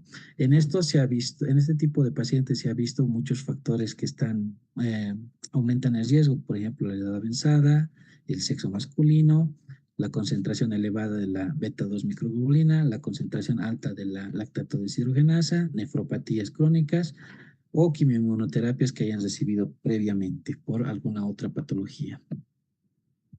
Entonces, cuando nosotros hablamos de unas complicaciones autoinmunitarias por culpa de la LLC, es muy frecuente encontrar citopenias autoinmunitarias, principalmente dos: la anemia hemolítica autoinmune, de la que hablamos el día de ayer, y la trombocitopenia inmune primaria, que es la PTI. Ya sabemos que la anemia hemolítica autoinmune pues, se caracteriza por una anemia aislada, incremento de los reticulocitos, incremento de la bilirrubina y la LDH, disminución de la aptoglobina, ¿no? Y obviamente la presencia del test de Coombs positivo. Además, puede presentarse una trombocitopenia inmune primaria o PTI. Esta generalmente trombocitopenia aislada. ¿A qué se refiere aislada? Que en el hemograma el único valor alterado son las plaquetas y en este caso el único valor alterado son los glóbulos rojos. En este tipo de pacientes pues se evidencia una disminución rápida de las concentraciones plaquetarias entre 20 a 30 mil al momento del diagnóstico, ¿no? También se ha visto asociado la LLC a glomerulonefritis, vasculitis y neuropatías. Como les había mencionado, la transformación de Richter es cuando la LLC pasa a un linfoma agresivo, generalmente al linfoma no Hodgkin de células grandes B. A veces, la Organización Mundial de la Salud está reconociendo de cierta forma que el linfoma de Hodgkin es una variante de la transformación de Richter, pero no está demostrado, ya que su origen celular pues, es por otra manera, ¿no? Dentro de los factores de riesgo para que pueda pasar la transformación de Richter, siempre están las adenopatías voluminosas. A veces tienen masas ganglionares mayores a 5 o 10 centímetros y eso lo puede predisponer a que pueda pasar esta transformación de Richter. Mutaciones en el GET-NOTCH1 nos predispone la mutación del cromosoma 17, por lo que habíamos hablado hace rato, que tiene la de peor pronóstico y tiene alto riesgo de transformación al linfoma no Hodgkin, y las mutaciones de la región variable de la cadena pesada de la inmunoglobulina. Dentro de los signos que se pueda presentar, pues la adenopatía, la fatiga, la sudoración nocturna, fiebre y pérdida de peso. La LDH siempre está elevada y el tratamiento pues puede ser quimioinmunoterapia por combinación o en última instancia el trasplante de células madre. Acá tenemos una imagen en donde podemos ver en una biopsia a la izquierda, pues se encuentran las células de la LLC, todos los linfocitos, pero a la derecha ya vemos células grandes que corresponden ya a un linfoma no Hodgkin. Muchas veces nosotros tenemos que hacer una biopsia de ganglio, una biopsia de ganglio, pero para esto, al tener múltiples adenopatías, los pacientes no sabemos específicamente de cuál. Por eso es que actualmente se recomienda usar la tomografía por emisiones de protones. La PET-CT, que usa un marcador que es el fluoro desoxiglucosa, en donde se le administra al paciente y posteriormente se les realiza la tomografía, ¿no? Cuando nos capta un ganglio, un sub menor a 5, pues nos puede ayudar a descartar que se trate de una transformación de Richter. Pero si la captación es mayor a 5, pues ya nos puede orientar que sí se está cursando con una transformación de Richter. Entonces, en el estudio de nuestros pacientes y para evaluar siempre la elección del tratamiento es siempre hacer una análisis detallada, buscar infecciones y siempre ver el antecedente familiar de la LLC, ¿no? Dentro de la exploración física, pues es evidente siempre buscar los ganglios linfáticos, el vaso, para ver organomegalias a nivel del vaso y del hígado, y los métodos pronósticos pues siempre nos van a ofrecer mediante el FISH, el cariotipo y la secuenciación de esta región variable de la cadena pesada de la inmunoglobulina. Entonces, a veces es recomendable en pacientes que no tienen una citopenia explicada realizar la biopsia, pues muchas veces nos encontramos ante estos cuadros. Actualmente, para la estadificación de la leucemia linfocítica crónica se utiliza dos sistemas, el sistema RAI y el sistema Binet, que cada uno tiene su parámetro, pero nosotros usamos ambos a la hora de estadiar este tipo de pacientes. Hablamos de un RAI 0 cuando tiene solo linfocitosis. Hablamos de un RAI 1-2 o un riesgo intermedio cuando tienen linfocitosis, pero además tienen organomegalias. ya sea adenopatías, esplenomegalia o hepatomegalia, y hablamos de un riesgo alto o un estadio 3 o 4 cuando, aparte de la linfocitosis, tenemos anemia o trombocitopenia, ¿no? Ya el otro sistema de estadificación, que es el Binet, es un poco más simple, solo lo divide en tres, que es el A, B, C. Hablamos principalmente en el A cuando tiene menos de 3 áreas de adenopatías, hablamos de B cuando tiene más de 3 áreas de presencia de adenopatías, y hablamos de un estadio C de Binet cuando hay anemia y cuando hay plaquetas, o ambos. Cuando hay, perdón, trombocitopenia, anemia y trombocitopenia. Dentro del índice pronóstico que actualmente utilizamos para la leucemia linfocítica crónica, utilizamos el índice pronóstico internacional, que lo abreviamos como IPI, en donde tomamos muchas variables. Primero, la presencia del gen TP53 que puede estar mutado, el estado mutacional del IGHB o la región variable de la cadena pesada de la inmunoglobulina, la concentración de la beta-2 microglobulina, la etapa clínica, es decir, con el RAI y el BINET, y siempre la edad. Cada uno de estos nos da un puntaje y en base a eso nosotros ya podemos clasificar según el riesgo, ¿no? Puede ser un riesgo bajo, intermedio, alto, muy alto, y en base a eso también explicamos a nuestro paciente la supervivencia a los 5 años, siendo que un IPI bajo, pues un 93% de los pacientes van a llegar a los 5 años, pero un riesgo muy alto, solo el 23% llega a los 5 años. En cuanto a los criterios para iniciar un tratamiento de la leucemia linfocítica crónica, tenemos que tomar varias cosas, ¿no? Primero, tenemos que ver el estado en el que se encuentra la médula ósea, principalmente si hay o no anemia y trombocitopenia, que esto es un pronóstico malo de acuerdo a las clasificaciones de riesgo, ¿no? Si hay o no esplenomegalia, si hay o no linfadenopatías, si la linfocitosis está en progresión, es decir, va en aumento en un periodo de evaluación de 2 meses o hasta los 6 meses, si hay o no anemia trombocitopenia autoinmune y si hay un compromiso extraganglionar, es decir, la infiltración a un órgano sólido. Entonces, el tratamiento inicial contra la leucemia linfocítica crónica es quimioterapia o quimioinmunoterapia, pero cabe recalcar que cuando nosotros diagnosticamos a un paciente con leucemia linfocítica crónica y este paciente es un RAI 1 o BINET A, no se recomienda dar tratamiento. Se dice ver y observar hasta que aparezca algún síntoma o alguna alteración o progrese. ¿Por qué? Muchos dirán tal vez, pero si ya se ha diagnosticado, iniciamos tratamiento, pero no.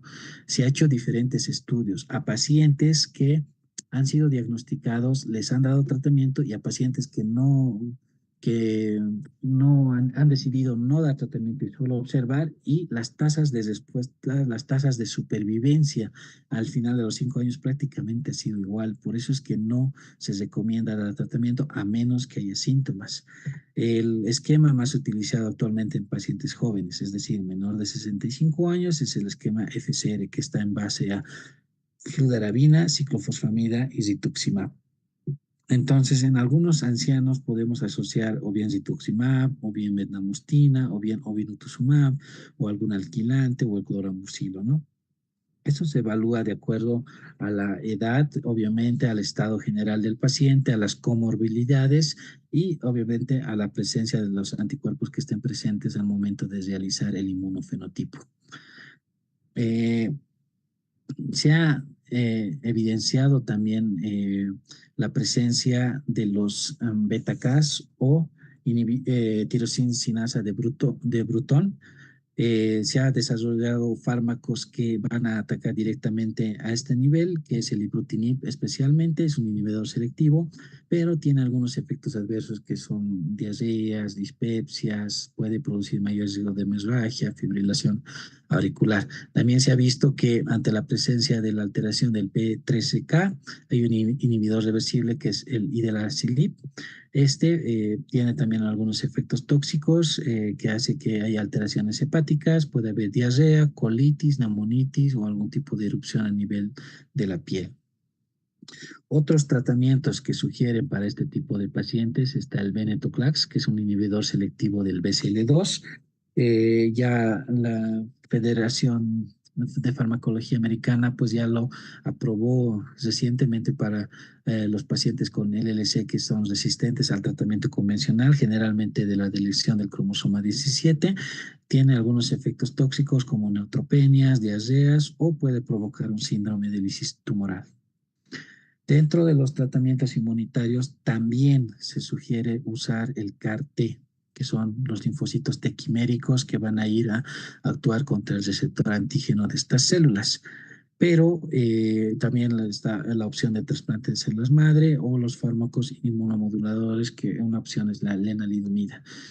Actualmente se considera para la leucemia linfocítica crónica como un tratamiento de opción curativa solo el trasplante de células madre. Estos tratamientos que hemos mencionado hace un momento en las anteriores diapositivas, pues solo ofrecen al paciente controlar la enfermedad, ¿no?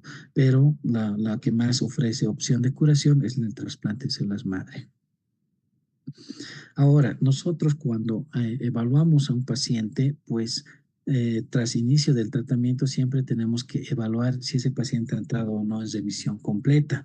Para esto hay ciertos criterios. Tenemos que ver el recuento linfocítico, si es menor a 4.000, hablamos de remisión completa, si no hay ganglios linfáticos o son menores de 1.5, el tamaño del vaso que no tiene que ser palpable, la médula ósea que tiene, tiene que ser normocelular, y la presencia, bueno, menor del 30% de linfocitos, ¿no? Los recuentos de plaquetas mayor a 100.000, la hemoglobina mayor a 11 y los neutrófilos 1.500. Hablamos de remisión completa.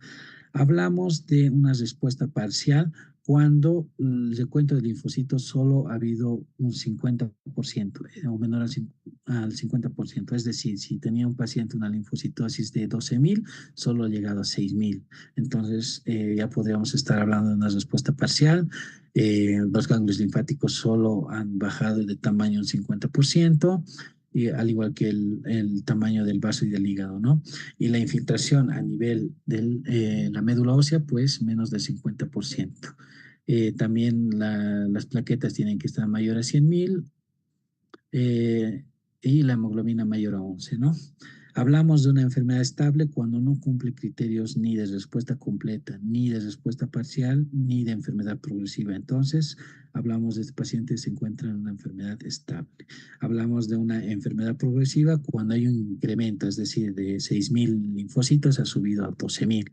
Cuando los ganglios empiezan a crecer, cuando ya hay organomegalias, cuando ya hay una trombocitopenia más marcada o una anemia más marcada, ¿no? Entonces, son criterios que a nosotros nos sirve para evaluar la respuesta a la hora de escoger una segunda línea de tratamiento. Entonces, nosotros, si no podemos realizar la enfermedad mínima residual mediante citometría de flujo, la tomografía contrastada pues nos ayuda para ver y evaluar específicamente las adenopatías. Podemos hacer biopsias de médula ósea para confirmar si hay remisión completa y esta mandar a citometría de flujo. Hablamos de remisión completa en la enfermedad mínima residual, es decir, una respuesta molecular, cuando los niveles de células de los linfocitos, de la leucemia linfocítica crónica, pues es menor a 0.01%, ¿no?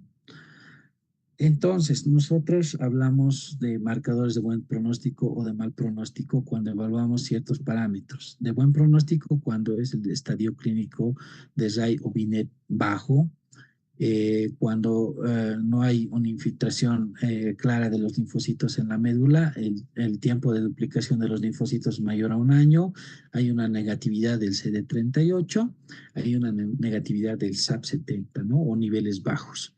Hablamos de mal pronóstico, etapas altas del RAI y el BINET, una infiltración completa de los linfocitos a nivel de médula ósea, hay una duplicación de los linfocitos menor a 1 año, positividad de CD38, positividad del SAP70, anomalías en el cromosoma de lesión del cromosoma 17 o la presencia del TP53, ¿no? Además que a nivel laboratorial puede haber aumento de la beta-2 microglobulina, las interleucinas, la LDH. Entonces, son marcadores que nos pueden decir que el paciente tiene un buen pronóstico o mal pronóstico, ¿no? Entonces, a manera de conclusión, la LLC, como les había mencionado, solo se debe tratar cuando hay síntomas, no antes. Se recomienda quimioinmunoterapia en un pequeño subgrupo de pacientes que pueden lograr la curación y siempre es recomendable en aquellos pacientes que se demuestre la tirosincinasa de Bruton, pues iniciar los inhibidores de esta como el ibrutinib, ¿no? Bueno, eso sería un breve resumen acerca de la leucemia linfoide aguda y la leucemia linfocítica crónica. No sé si tienen algunas preguntas.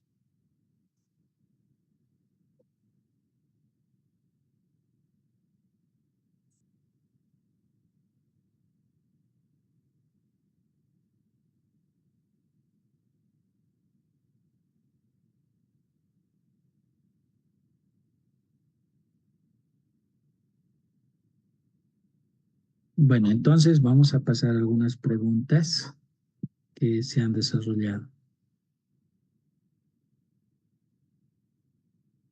Sangre periférica de la leucemia linfoide crónica o de la aguda. En el caso de la crónica, pues lo que vemos generalmente son linfocitos. La proporción de los linfocitos en sangre periférica es de 1.500 a 4.000 en su recuento absoluto y en el porcentaje es de 25 a 40. Entonces, lo normal es que se vea eso, pero en la leucemia linfocítica crónica, pues está mucho mayor, está aumentada. Prácticamente nosotros vemos linfocitos maduros, no tienen alguna alteración morfológica.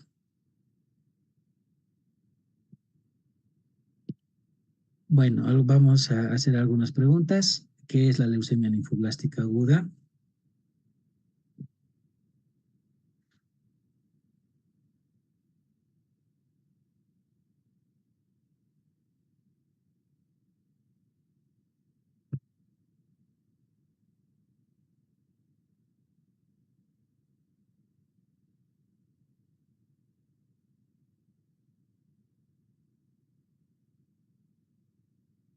Bueno, están respondiéndose y es correcto. Es un grupo de enfermedades hematológicas malignas, expansión clonal de blastos linfoides, ya sea en sangre periférica, medulosa o infiltración a otros tejidos. Son factores de riesgo para una leucemia linfoblástica aguda.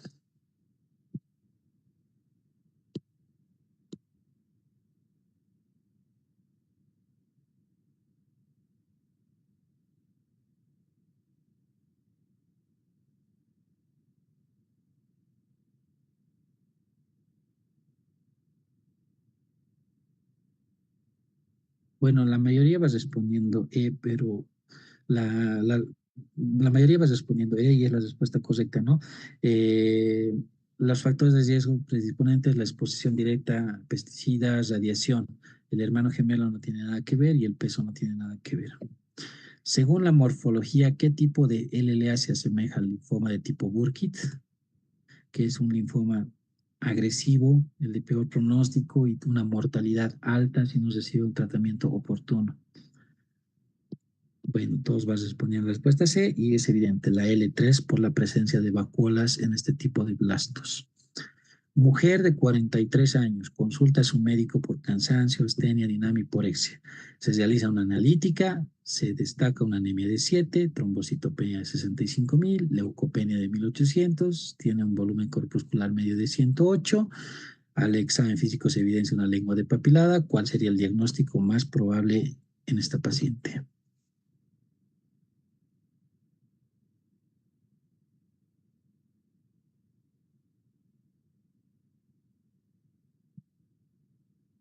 No, las respuestas que están dando no. La respuesta correcta es anemia megaloblástica. Recordemos la clase de ayer. Cuando nosotros nos encontramos ante una pancitopenia, es muy importante ver el volumen corpuscular medio. En las leucemias, prácticamente volumen corpuscular medio son normales. Primer dato.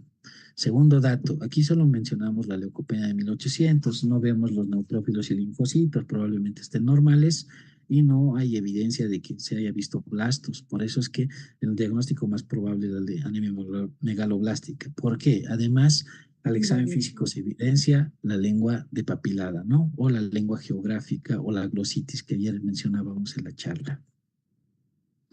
¿En quiénes se presenta con mayor frecuencia la LLA?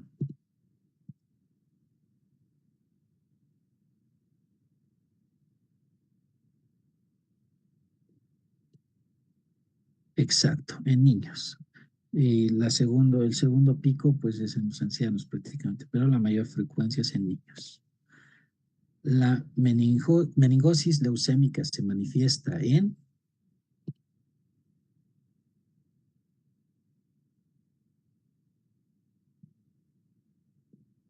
Exacto, la respuesta correcta en el sistema nervioso central por infiltración de los blastos a este nivel. Las manifestaciones frecuentes en la LLA son, excepto,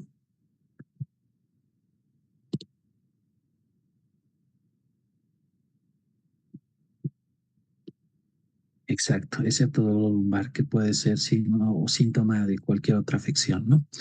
Son factores de riesgo involucrados en la etiología de la LLA, excepto,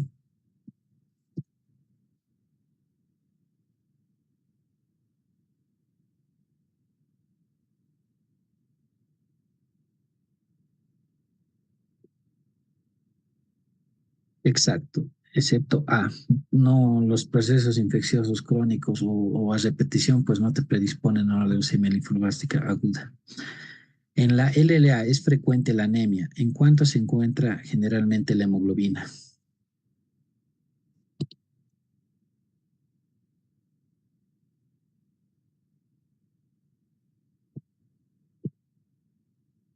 Exacto. La respuesta correcta es entre 7 a 8 en un mayor porcentaje de todos los pacientes que presentan leucemia linfoblástica aguda. En la LLA, ¿qué linaje se encuentra en un mayor al 90%?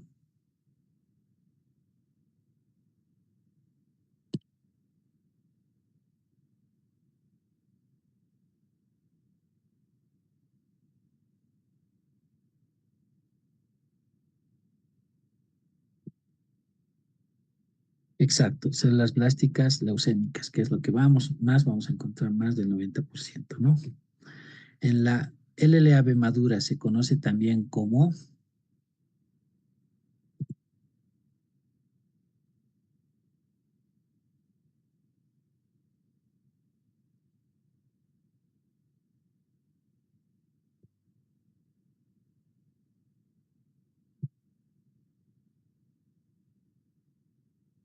exacto, la LLAB madura es la leucemia de tipo Burkitt. Así también se conoce y se caracteriza por esos blastos de tipo L3. ¿Cuánto de porcentaje deben estar los marcadores de linfocitos B o linfocitos C para considerar LLA?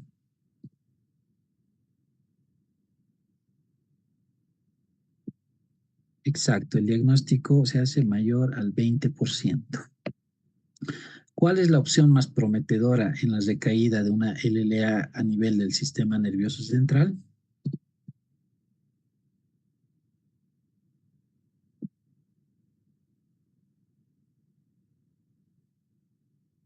Sí, el trasplante de células madre de tipo halogénico. ¿Qué es la leucemia linfocítica crónica?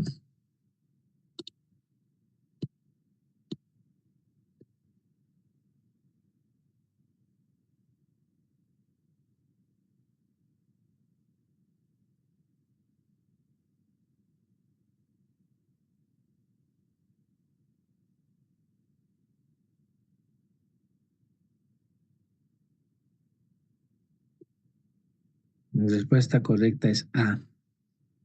Es neoplasia de células B maduras que tienen una acumulación progresiva de los linfocitos B monoclonales. El inciso B es más que todo la definición de la leucemia mieloide crónica que lo vamos a ver mañana. ¿Cuál es el método diagnóstico para la leucemia linfocítica crónica?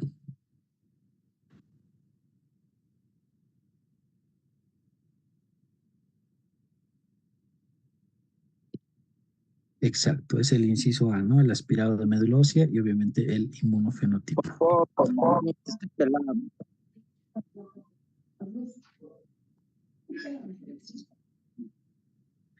Paciente de 65 años de edad, diagnosticado de leucemia linfocítica crónica, presenta adenopatías palpables, cervicales y axilares, bilaterales. leucocitos en 85.000 con 85% de linfocitos, hematocrito de 40, hemoglobina de 13, plaquetas de 50.000. ¿En qué estadio clínico de Ray y de Binet se encuentra?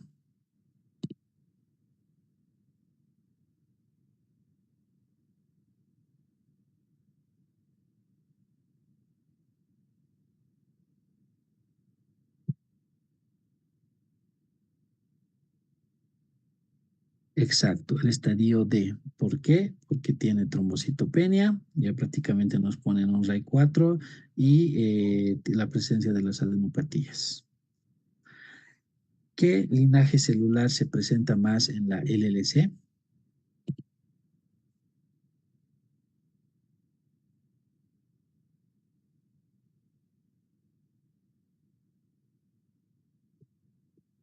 Exacto, linfocitos B maduros. Por eso se caracteriza la LLC. No son inmaduros a comparación de las leucemias agudas. ¿La LLC es predominante en qué personas?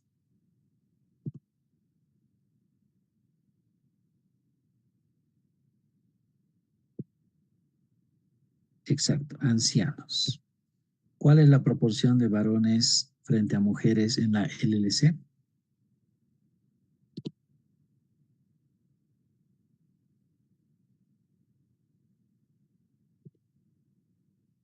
Exacto, 2-1 varones frente a mujeres. ¿En qué población es más frecuente la LLC?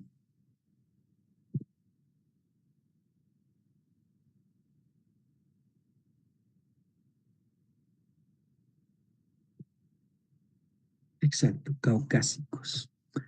Uno de los siguientes es marcador de linfocitos T en la LLC.